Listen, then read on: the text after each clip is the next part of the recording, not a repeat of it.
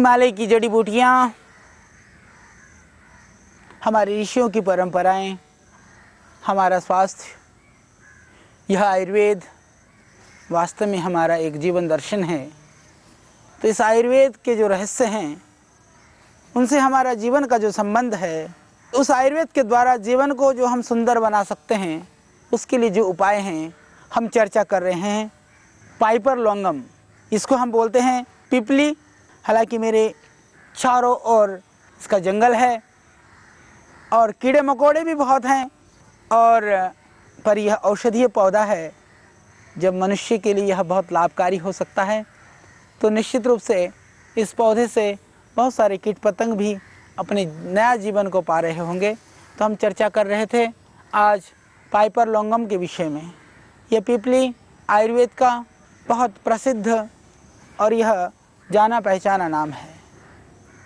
आयुर्वेद को जानने वाला, थोड़ा सा भी जान रखने वाला व्यक्ति यह जानता है कि जिस तरह से हरड़ बहेड़ा आंवला को हम त्रिफला बोलते हैं, इसी तरह से पीपल, काली मिर्च और सौंठ तीनों द्रव्यों को मिलाकर के बनता है त्रिकटु, जिसको त्रिकुटा भी बोलते हैं।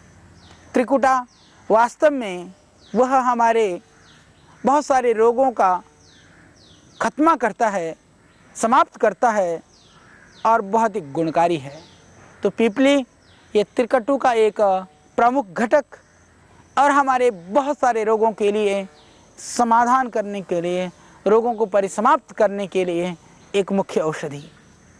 आदिवासी क्षेत्रों में जब हम कार्य करते थे, हमने वहाँ पर बहुत दवाइयाँ लोगों के लिए, सेवा के लिए हम अपने सर पे रख करके पूरे उस क्षेत्र में घूमते थे। हमने देखा पूरे जंगल में पिपली इस तरह से उगती है मानो कि वर्षों पहले हमारे पूर्वज वो पिपली के बीज को डाल करके गए हों। इतनी मात्रा में वहाँ पर होती है और ये आयुर्वेद का मुख्य द्रव्य है। यदि थोड़ा सा प्रयत्न किया जाए, इस प्रजाति को वहाँ पर खेती के रूप में बहुत लगाया जा सकता है। हालांकि हमारे दक्षिण भारत में भी इसकी पैदावार होती है, उत्तर भारत में भी यह मिलता है। हरिद्वार के क्षेत्र में भी यदि आप ठीक से उगाएं तो पिपली की खेती आप कर सकते हैं। यदि आप पिपली की खेती नहीं भी कर सकते हैं तो पिपली के बहुत सारे गुणों को आप जान करके किसान भाई हमारे उगाएं और आप इसका प्रयोग करके अपने जीवन को सुंदर बनाएं। तो जब हम जंगल में घूम रहे थे आसाम में, हमने देखा कि जंगल में इसी तरह से ये खड़ा है। मैंने फिर पूछा कि इसका आप कुछ प्रयोग करते हैं, तो वहाँ के लोगों को इसके प्रयोग का ज़्यादा पता नहीं था। फिर हमने उनको लिया और इसकी इस तरह से एक पूरी पिपली को उखाड़ करके हमने उसकी जड़ को निकाल करके हमने कहा कि देखिए फल सीजन में आते हैं पर ये जड़ हमेशा होती है उसके अंदर। यह जड़ भी बहुत गुणकारी है। कितने भी भयानक आपको बुखार हो, किसी भी कारण से फीवर हो, उस फीवर में यदि ये पिपला मूल को तोड़ करके, थोड़ा पिपला मूल को आप काढ़ा बना करके पिला दें, सुबह शाम बुखार निकल जाएगा, पसीना आ जाएगा। इससे जो शरीर के अंदर जो उसके जो टॉक्सिन्स हैं, विजातीय तत्व है, निकल जाएंगे। किसी भी तरह का, चाहे वो वायरल है चाहे मलेरिया है। और मैं कहता हूँ कि यदि आपको बुखार ने बहुत पीड़ित किया हुआ है और आप डॉक्टर की चिकित्सा ले रहे हैं, तब भी आप उसके साथ में इस पिपली मूल को, यदि आपको ताज़ी ना मिले, पंसारी के यहाँ पिपला मूल के नाम से पिपली का यह मूल जो है, यह रूट आपको उपलब्ध हो जाएगा। तो पिपला मूल को आप उबाल करके काढ़ा बना करके पिएं। इससे आपको बुखार से मुक्ति तो मिलेगी ही, और बुखार के बाद में जो आपका लीवर डैमेज हो जाता है, जो भूख खत्म हो जाती है, जो शरीर में कमजोरी आ जाती है, वो कमजोरी दूर होगी और इससे आपका जो बुखार है वह हमेशा के लिए ठीक हो जाएगा और आगे भी आपका लीवर इतना मजबूत हो जाएगा, बल सबल हो जाएगा कि दूसरी तरह की फिर बीमारियां जल्दी से आएंगे नहीं। इसके अतिरिक्त चव्य, चित्रक, पीपल, पिपला मूल और सौंठ, इन 5 द्रव्यों को मिलाकर के होता है पंचकोल। यह पंचकोल का काढ़ा ये आपके थायराइड को ठीक करता है, आपके मोटापा को कम करता है। जिन माता बहनों को कम पीरियड होती है उसमें वह लाभ करता है। तो उसमें पीपल और पिपला मूल, पिपली के 2 द्रव्य उसमें डाले जाते हैं। और ये तो 5 द्रव्य उपलब्ध ना भी हो, पीपल और पिपला मूल, पीपल मीन्स एक वृक्ष पीपल होता है, वह नहीं, यह पिपली और इस पिपली की जो जड़ है, दोनों को मिला करके आप बराबर मात्रा में ले लें। लगभग दोनों को मिलाने के बाद में जब आप 1.5 ग्राम पीपल हो, 2 ग्राम 3 ग्राम इसकी जड़ हो, या 1.5 ग्राम पीपल हो, 1.5 ग्राम पीपला मूल हो, 3 ग्राम ले करके आप दोनों को मिला करके आप काढ़ा बना करके पिएं। जो मेरी माताओं को, हमारी बहनों को, जिनको पीरियड में प्रॉब्लम होती है, बहुत पेन होता है, बहुत दर्द होता है, या पीरियड समय पर नहीं होता है, उसके लिए यह बहुत अचूक औषधि है। थोड़ा गर्म है, हाँ, ध्यान रखें, जो ज़्यादा गर्मी होती है तो थोड़ी सी कम मात्रा में ले सकते हैं। आयुर्वेदिक दवाइयों में इतनी ही सावधानी आपको रखनी है, ज़्यादा परेशान होने की ज़रूरत नहीं होती है।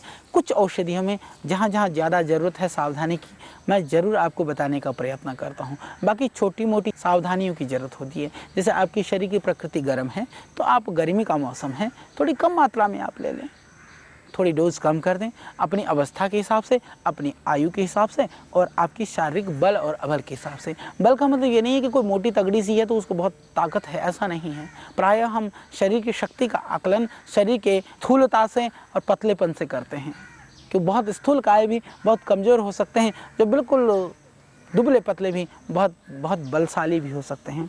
तो उस हिसाब से जिसका शरीर का जितना सामर्थ्य हो, उस हिसाब से इसकी मात्रा का आप निर्धारण कर सकते हैं। ये बहुत ही गुणकारी है। इसके अतिरिक्त जिनको सर में दर्द है, सर में दर्द होने पर हमने प्रायः देखा किसी किसी को आदत पड़ती है वो नशे वाली जो चीज़ है, हालांकि आजकल बहुत कम है, और नशे की तो हरिद्वार में बहुत सारी फैक्ट्रियाँ हैं। नशे बनाया जाता है तंबाकू से, और यूज़ होता है उधर जम्मू कश्मीर में ज़्यादा। परंतु नशे लेने के लिए आपको तंबाकू की ज़रूरत नहीं है। नशे के लिए आपको ज़रूरत है, मैं समझता हूँ, कि आप पिपली का पाउडर कर लें, हल्का सा भून लें, भूनने के बाद में फिर आप ज़ोर से सूंघ लें चुटकी भर ले करके। इससे जो है आपका नज़ला जुकाम भी ठीक हो जाएगा और उससे आपका सर दर्द भी ठीक हो जाएगा। तो जिनको नज़ले की शिकायत है, जुकाम की शिकायत है, जिनको नशे लेने की आदत है और तंबाकू के नशे को छोड़ना चाहते हैं, तो पिपली का नशे आप उसका प्रयोग कर सकते हैं, बहुत ही लाभकारी है।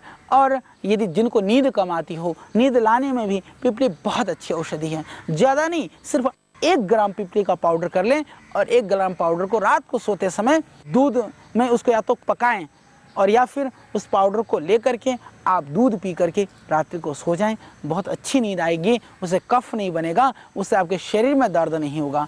और जो मैंने बताया, त्रिकटु, पीपल, काली मिर्च और सौंठ, तीनों को मिला करके आप पाउडर करके रखिए। यदि उसको 2-3 ग्राम की मात्रा में प्रातः सायं सेवन करते हैं तो उससे आपके कफ रोगों से होगी मुक्ति। किसी भी तरह का कफ का रोग है, बलगम है, खांसी है, उसमें भरपूर मिलेगा आपको आराम। बहुत ही अच्छा प्रयोग है कफ के लिए, बलगम के लिए। और जिनको अस्थमा की परेशानी है, जिनको श्वास रोग है, श्वास रोग में भी पीपल बहुत अच्छा काम करता है। सिर्फ पीपल का पाउडर करके 2 ग्राम की मात्रा में लगभग यदि आप चाट लें तो आपको श्वास रोगों से मिलेगी मुक्ति। हालांकि हमारे आश्रम के अंदर हम स्वासारी क्वाथ बनाते हैं। स्वासारी क्वाथ के अंदर यह पीपला मूल डाला जाता है, और स्वासारी रस जो शहद के साथ चाटने की औषधि है, उसके अंदर त्रिकटु भी डाला हुआ है। वो अस्थमा के जितने भी जो आयुर्वेद में औषधियाँ होती हैं, जितने भी कफ वाली दवाइयाँ होती हैं, उसमें अलग अलग मात्राओं में इस पिपली का प्रयोग निश्चित रूप से कहीं ना कहीं ज़रूर होता है। प्रायः तो मिलेगा ही मिलेगा आपको। तो ये कफ के लिए और अस्थमा के रोगों के लिए बहुत ही गुणकारी और बहुत ही लाभकारी है यह। और इसका रतौंधी में भी, जिनको नाइट ब्लाइंडनेस की जो शिकायत है, रात को यदि आपको दिखाई नहीं पड़ता हो, तो पिपली को हालांकि बहुत लगती है, पर पिपली को यदि आप काजल बना लेते हैं, पिपली का काजल बनाने के लिए आप ऐसा करें, पिपली का बिल्कुल बारीक पाउडर कर लें, घी मिला लें, रुई में आप उसको मिला करके बत्ती बना लें, बत्ती बना करके उसको जला लें, जला करके उसका काजल बना लें। काजल बना करके उस काजल का भी यदि अंजन करते हैं, उससे उसकी आंखें ठीक रहेंगी। आस्था के पावन ज्ञान प्रवाह में अभी लेना होगा हमें एक छोटा सा विराम। विराम के तुरंत बाद आप सुनेंगे आयुर्वेद की ऋषि संस्कृति को वर्तमान में सर्वाधिक प्रचारित व प्रतिष्ठापित करने वाले श्रद्धेय आचार्य। मेरी माताएं बहनें नज़र से बचाने के लिए लगाती हैं। नज़र से बचने का मतलब यही है कि जो दूसरी तरह की जो बैक्टीरिया हैं, वायरस हैं, दूसरे बाहर के जो दूषित वातावरण का जो प्रभाव है, उससे बचना ही वास्तव में नज़र से बचना है। तो उससे आप बच सकेंगे। रतौंधी के लिए बहुत ही अच्छा उसका प्रयोग है। यदि गले की खराबी है, यदि स्वर भंग है, आवाज़ नहीं निकल रही है, तो उसमें भी आप इसका प्रयोग कर सकते हैं। इसका पाउडर करके उस पाउडर को यदि आप चाटते हैं शहद से, तो पूरा लाभ मिलेगा। और जो छोटे बच्चे हैं जिनको दांत निकलते समय बहुत भयानक पीड़ा होती है, परेशानी होती है, उसमें भी ये पिपली बहुत ही अच्छा प्रयोग है। क्या करें, पिपली को थोड़ा सा घिस लीजिए चंदन की तरह से, पिपली को घिस करके उसमें थोड़ा सा शहद मिला करके बच्चे को चटा दीजिए। उससे उनका जो इंडाइजेशन की जो शिकायत है, पेट में अफारा है या बच्चों का कफ बढ़ा हुआ है, तो कफ के लिए भी, अफारा के लिए भी बहुत ही अच्छा है। और दांत निकालते समय जो होने वाली परेशानी है और उससे जिनको दस्त लगते हैं, दस्त के लिए भी बहुत ही अच्छा है। तो कोलाइटिस के लिए भी ठीक है, संग्रहणी के लिए भी अच्छा है। बच्चों को जो हरा पीला दस्त होता है, बड़े लोग ले लें तो ज़्यादा ले लें।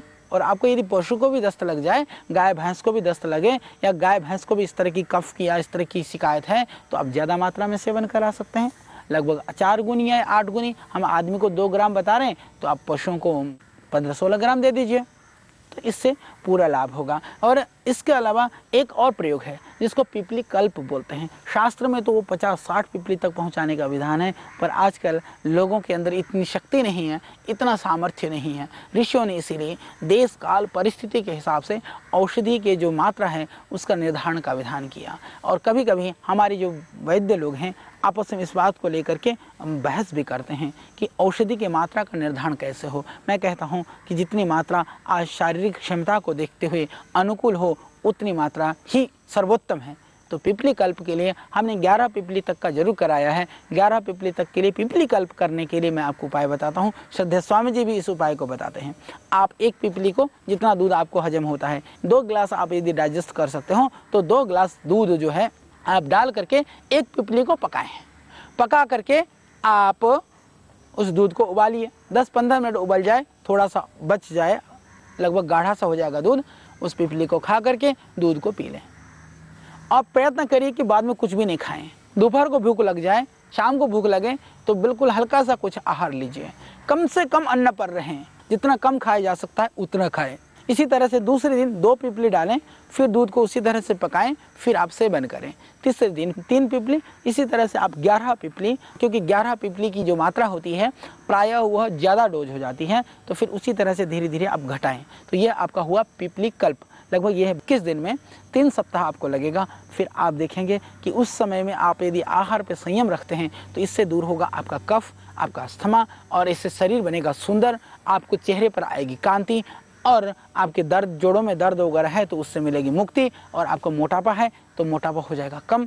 यह पिपली कल्प बहुत ही एक शास्त्रीय, बहुत ही दिव्य प्रयोग है, उसका भी आप प्रयोग कर सकते हैं। और हृदय रोग में भी पिपली और छोटी इलायची का पाउडर करके 1-1 ग्राम, पिपली 1 ग्राम, छोटी इलायची 1 ग्राम, यदि अर्जुन के छाल के काढ़े में डाल करके पिएं तो हृदय की शक्ति बढ़ेगी। दूध में डाल करके पिएं तब भी आपके हृदय को ताकत देगी। ये बहुत ही अच्छा प्रयोग है हृदय के ताकत के लिए, हृदय संबंधी रोगों को दूर करने के लिए। और किसी भी तरह से माताओं बहनों को दूध की कमी है तो शतावर बहुत गुणकारी है। यदि 3 ग्राम शतावर का पाउडर के अंदर 1 ग्राम या 2 ग्राम पिपली का चूर्ण मिला करके दूध में पका करके भी ले सकते हैं, इससे दूध बढ़ेगा। यदि नहीं पका करके लेना हो तो 5 ग्राम पाउडर को, या फिर थोड़ी कम लेना चाहती हो तो 2 ग्राम शतावर का पाउडर और 1 ग्राम पिपली का पाउडर, 3 ग्राम से 5 ग्राम इसकी मात्रा है, इसको मिला करके दूध के साथ आप लें। तो मेरी माताएं बहनें, स्तनपान बच्चों को जरूर कराना चाहिए। आजकल फैशन में लोग स्तनपान नहीं कराते हैं।